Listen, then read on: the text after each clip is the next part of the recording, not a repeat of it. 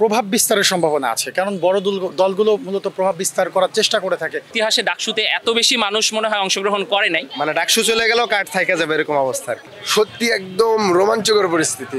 অবশ্যই প্রতিদ্বন্দ্বিতাপূর্ণ হবে, এত বেশি প্রার্থী আসলে সবাই তো তাদের মতো করে প্রচারণা চালিয়ে যাচ্ছেন। তবে আমি আমার জায়গা থেকে খুবই আশাবাদী, কারণ আমি আজকে এই নতুন নয়, বিশ্ববিদ্যালয়ের শিক্ষার্থীদের জন্য অতীতেও কাজ করেছি। নিরাপদ সড়ক আন্দোলন, কোটা সংস্কার আন্দোলন 18 সালে সেটা করেছি। ঢাকা বিশ্ববিদ্যালয়ের অধিভুক্তি বাতিল আন্দোলনের নেতৃত্ব দিয়েছি।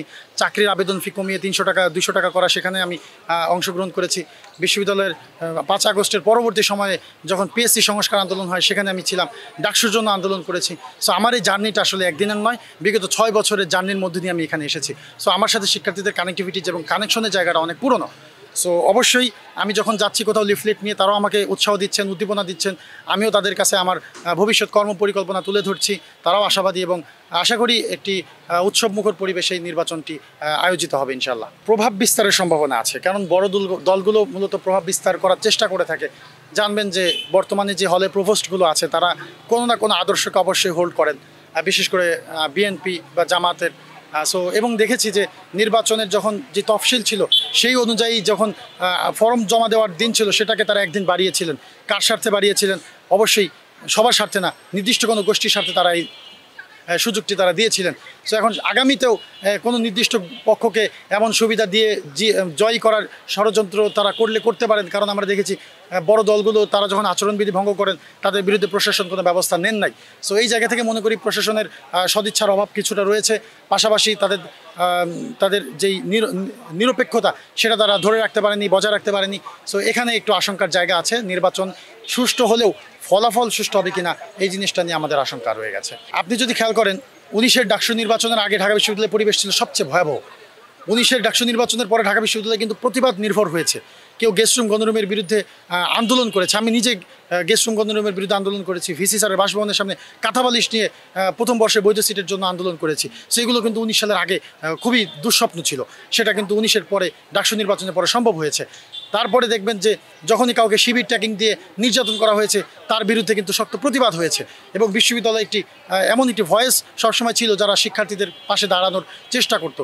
সো এখন যদি আবার ডাকসু হয় এই পরিবেশ আরও উন্নত হবে।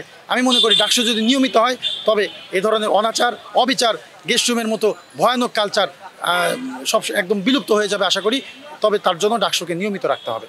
জি, অনেক ভালো সাড়া পাচ্ছি, প্রত্যেকেই দেখছি যে আমাদেরকে ওয়েলকাম করছে, যে অনেক বেশি প্রার্থী। আপনারা জানেন যে আমার মনে হয় যে ইতিহাসে ডাকসুতে এত বেশি মানুষ মনে হয় অংশগ্রহণ করে নাই প্রার্থী হিসেবে, কিন্তু এইবারে দেখা যাচ্ছে অনেক বেশি প্রার্থী হওয়ার পরও কেউ কিন্তু বিরক্ত হচ্ছে না, সবাইকে সাদরে গ্রহণ করছে, এবং নানা রকম ইশতেহারের যে বৈচিত্র্য সেটা আমরা দেখতে পাচ্ছি।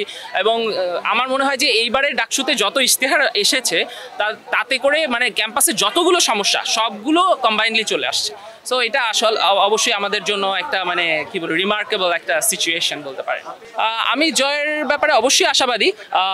এছাড়াও যদি জয়ী হতে নাও পারি তাতে করেও কোনো আশ্বাস থাকবে না, কারণ যারাই নির্বাচিত হবে সবাই আসলে আমাদের ভয়েসকে রিপ্রেজেন্ট করবে। সো সেই ক্ষেত্রে আমার কোনো অপ্রাপ্তির কোনো জায়গা আমি দেখতে পাচ্ছি না। ব্যস্ততা আসলে বলার মতো না, কারণ আমি পার্সোনালি আগে একটু পিছিয়ে ছিলাম, অসুস্থ ছিলাম, তো আসলে 24 ঘন্টায় প্রচারণা চালানো লাগতেছে। এই 2-2.5 ঘন্টা ঘুমাইতেছি আর প্রচারণা চালাইতেছি, খুবই ভালো পাইতেছি। আমি পার্সোনালি ইউনিক কিছু কার্ড করার ট্রাই করতেছি, আমি করছি অলরেডি, ভালো সাড়া পাইতেছি। ইভেন এটা বলা ঠিক না, আমি অলরেডি লিফলেটও করছিলাম, লিফলেটগুলো তো সবাই ফালাই দেয়, এটা আসলে পড়া সম্ভব না। তো এই জন্য আমাদের 80s 90s-এর কিছু স্ট্যাম্প এইগুলোর আদলে হইতেছে আমি একটা কার্ড করতেছি।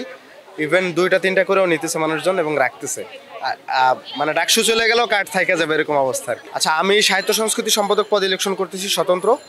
আমার ইশতেহার 2টা সাহিত্য সংস্কৃতি যেহেতু আলাদা, সাহিত্য কেন্দ্রিক, আমাদের লাইব্রেরি কেন্দ্রিক কিছু সংস্কার আছে।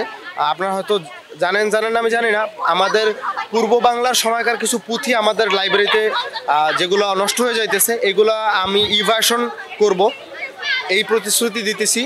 আশা করি এটা পারা যাবে, খুব বেশি টাফ হবে না আমাদের এই যুগে।